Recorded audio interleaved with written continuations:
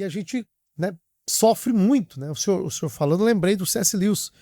O C.S. Lewis, quando ainda mais novo, escreve um livro chamado O Problema do Sofrimento, onde ele vai dar respostas filosóficas, respondendo David Hume sobre o problema do sofrimento, respostas filosóficas, teológicas, isso é uma maravilha. Depois de anos, aí alguns anos que passaram, ele se casou, a esposa dele morre com câncer, e ele fica na miséria, sofrendo demais, e aí as anotações dele viram depois um livro, né? Anatomia de uma Dor, um luto em observação. A minha versão é um coraçãozinho feito com flores mortas. Nesse livro, o Lewis diz assim: será que Deus é como um cientista que está em seu laboratório brincando com ratinhos e cortando eles e ferindo eles só para poder se divertir? Aí ele fala: quando você precisa de Deus, nos momentos mais difíceis, parece que Deus se oculta. Nas horas da felicidade, Deus está presente. Aí ele fala: mas quando eu procurei Deus na minha dor, a única coisa que eu ouvi foi uma porta trancada por dentro e nada mais. E aí no final ele diz, né? Na verdade, não é que Deus é um cientista que fere e corta os seus ratinhos, né, por simples prazer. Mas na verdade ele diz: talvez para poder curar, Deus precisa ferir.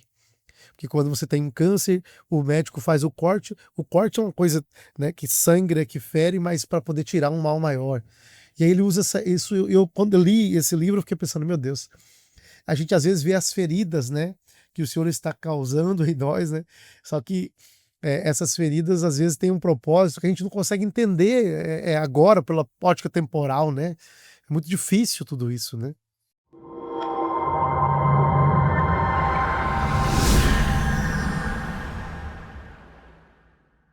À luz da Bíblia, Paulo vai dizer isso e a Bíblia ensina sobre isso, literalmente, que Deus não prova estranho. Deus só prova filhos e aqueles que ele ama. É. Essas feridas, essas marcas, elas não podem ser utilizadas via uma metodologia comparativa, porque elas não são coletivas. Porque muitas das vezes você entra numa crise de fé porque você procura obedecer a Deus dentro das suas limitações e você vê uma pessoa que não serve a Deus vivendo uma vida regaladamente e você naquele calabouço, você sendo ferido, marcado. Você não pode, porque isso é uma decisão pessoal de Deus. Porém, nas minhas fragilidades, no meu analfabetismo, eu não vejo isso como punição, como disciplina divina. Eu vejo isso como investimento. Um investimento. Eu vejo isso como um crédito de Deus. Ao ponto de Deus chegar e marcar, e essa marca, ele diz assim: eu estou te marcando porque você é meu. Porque a linguagem que Paulo diz que ele traz no corpo as marcas de Cristo, esta linguagem, ela tem pelo menos dois conceitos culturais onde Paulo vai se basear. Uma delas era a marca no escravo, e a outra dela é de um fazendeiro que compra os gados, compra o rebanho, e para que esse gado não se perca, então ele pega o símbolo do seu nome, manda fazer isso em ferro, e vai dentro do fogo, enquanto o símbolo não estiver incandescente, ele não tira. E quando está em brasa viva, ele vai lá no lombo do animal e tira e abre aquela carne viva. Porém, depois que cicatriza, aquele animal pode estar onde for, que quem olhar para ele vai saber que ele tem um dono, que ele foi marcado. Então é a ideia que Paulo utiliza e é exatamente o que Deus faz com a gente. Deus, quando Ele quer nos levar a um nível mais alto, quando Deus quer nos dar uma experiência, Deus, Ele vai, numa linguagem bem popular, Ele vai nos quebrar. Ele vai nos quebrar. E ele nos quebra porque no relacionamento com ele nunca há prejuízo. A gente pode olhar como no meu caso, eu disse ontem, vendo a imagem do meu filho, quantas saudades, como se não faz falta. Porém, em Deus não há erro, em Deus não há equívoco, em Deus não há falha, e Deus não faz nada para nos prejudicar. A gente que não entende, a gente que não compreende, o próprio Deus fala em Isaías que os meus pensamentos não são os seus pensamentos e os meus caminhos não são os seus caminhos. Então a mente de Deus está além. Então, Deus, eu digo que eu só conhecia meu filho até os 30 anos. Eu não conhecia meu filho aos 31 anos. E Deus já sabia. Então aquilo que muitas das vezes a gente acha que é perda, Deus está nos levando a um ganho. E isso, vamos dizer, são as cicatrizes que Deus nos dá. E as cicatrizes são as nossas credenciais. Aquilo que a gente só pode falar daquilo que a gente vive. E é interessante o seguinte, aproveitando um gancho teológico, provavelmente os irmãos já ouviram que daqui da terra a gente não leva nada para o céu. Não é isso? Isso é repetido bastante. Isso é um equívoco. E a gente leva muita coisa aqui da terra para o céu. E uma das coisas que a gente leva daqui da terra para o céu são as nossas cicatrizes. A nossa cicatriz. E a prova disso, biblicamente, é Jesus se apresentando para Tomé, quando Tomé questionou, só se eu ver, olha aqui minhas marcas. Essas marcas ali. Olha aqui minhas marcas. Então, as cicatrizes você leva para a eternidade. Você leva para a eternidade. Então, você leva consigo, porque ela é a sua credencial, sua identidade. As cicatrizes falam por você, né? E eu vejo tudo isso, apesar da minha dor, apesar do meu sofrimento, apesar da saudade profunda, mas eu vejo tudo isso Deus entronizado. E eu já disse isso para ele e reitero aqui. Se Deus, nesse treinamento que ele fez comigo, se ele, em algum momento, ele pensou que eu ia deixá-lo de amar, ele pensou de uma forma distinta da minha.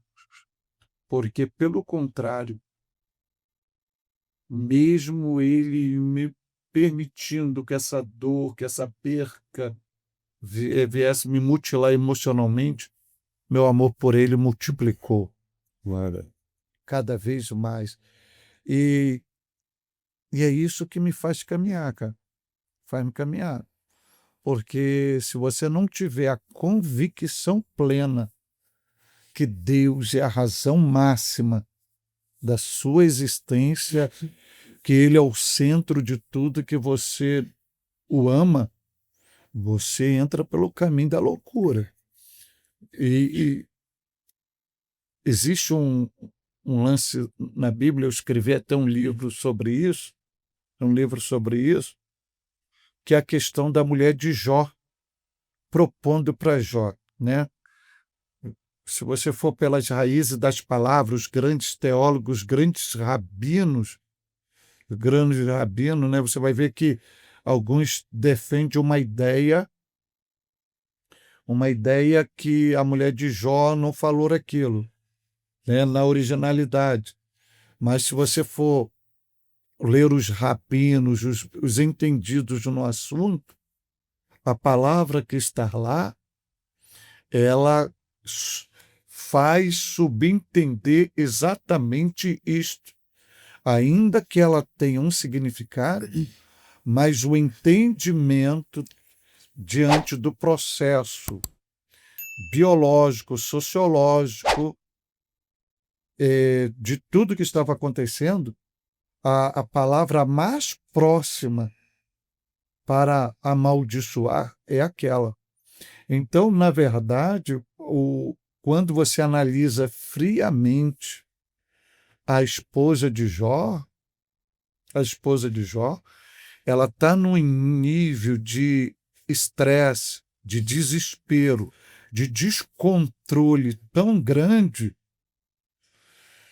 que ela quer alívio, tanto para ela quanto para Jó. E o caminho para que ela descobre é o quê? Pô? Amaldiçoa ele para você morrer mais rápido. Exatamente. Amaldiçoa ele para você morrer mais rápido para acabar com isso. Aí é onde você vê a maturidade. Você vê aí analisando psicologicamente e biologicamente, analisando isso. Essa postura de Jó, da mulher de Jó e Jó. A resposta de Jó para ela é o seguinte, quando ela diz assim, amaldiçoa a Deus e morre, Jó. Aí Jó olha para ela, Jó todo podre. Vocês sabem. Vou parafrasear a linguagem de Jó para ficar mais claro aqui para quem está nos acompanhando. Ele diz assim para ela, de Deus só receberíamos o bem? Ou ele não tem toda a autonomia de permitir também o mal?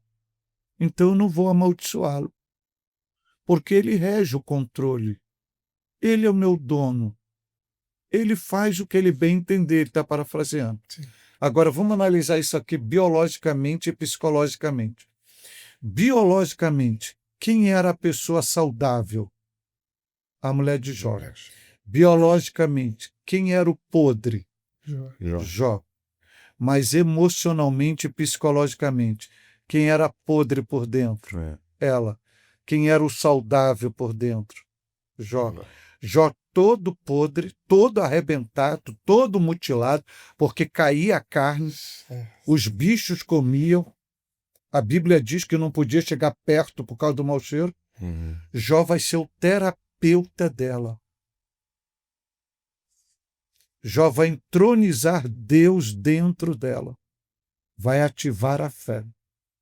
Vai mostrar que quem reina é Deus, quem controla é Deus, a vontade que prevalece é Deus, que Deus é perfeito, Deus corrige o que ama, que Deus faz o que bem entende, que Deus não prejudica.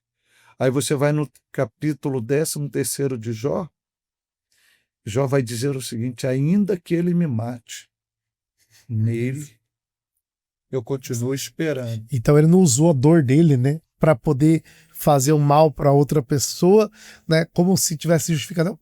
Eu tenho um passe livre porque eu estou sofrendo muito, né? Não, ele usou para tratar da esposa e usou a dor deles, pegando esse gancho aí, para manter vivos os amigos que o culparam, que o acusaram. Porque Deus chega para os amigos dele que passaram o tempo todo acusando Jó, Deus diz assim, pega os novilhos, leva para o meu servo Jó, faça uma oferta de holocausto e que o meu servo Jó orará por vós. Se isso não acontecer, abrindo um leque para fazer... Meu desejo é acabar com vocês. Sim. Eu não vou exterminar vocês, vai lá por causa da oração do meu servo Jó. Aí imagina um leproso, todo podre, intercedendo e abençoando.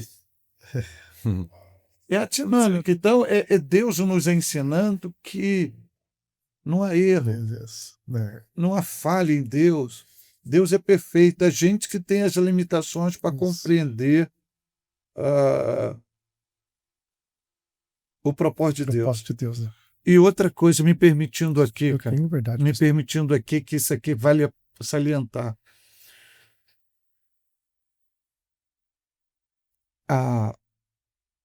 O cristianismo hoje, ou a fé cristã hoje apresentada ao povo, ou a devoção da que a gente ouve hoje de fé cristã, É uma fé, eu ia usar uma linguagem, mas eu vou mudar essa linguagem.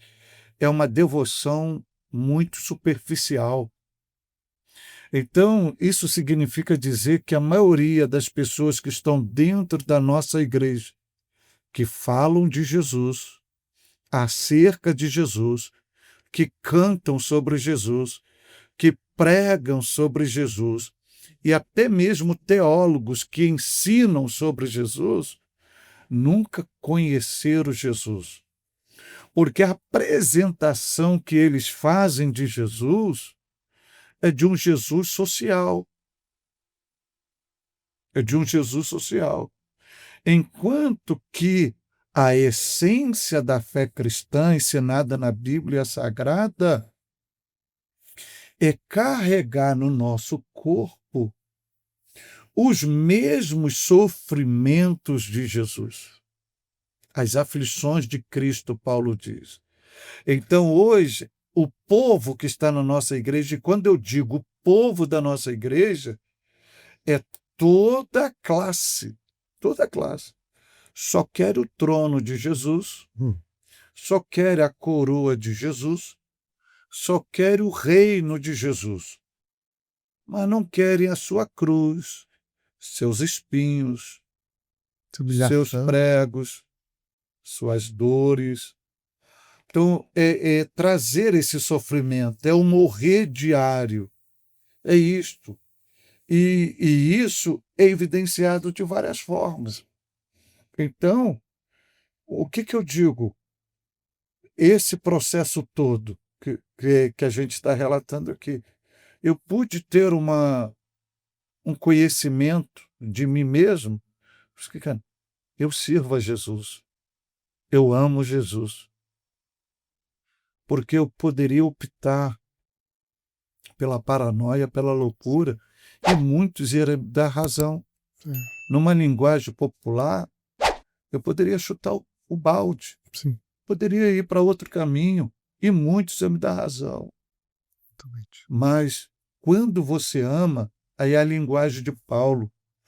O amor é sofredor. O amor não é interesseiro.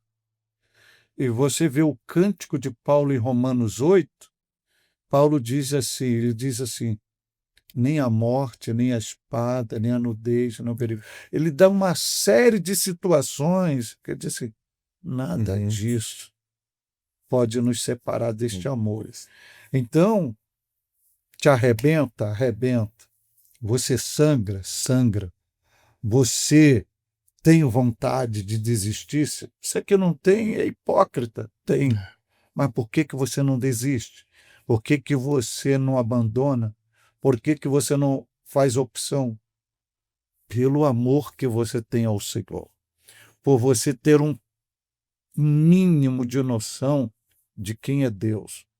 Porque se você não tiver, meu irmão, não tiver, porque não é fácil. Literalmente não Não. é fácil.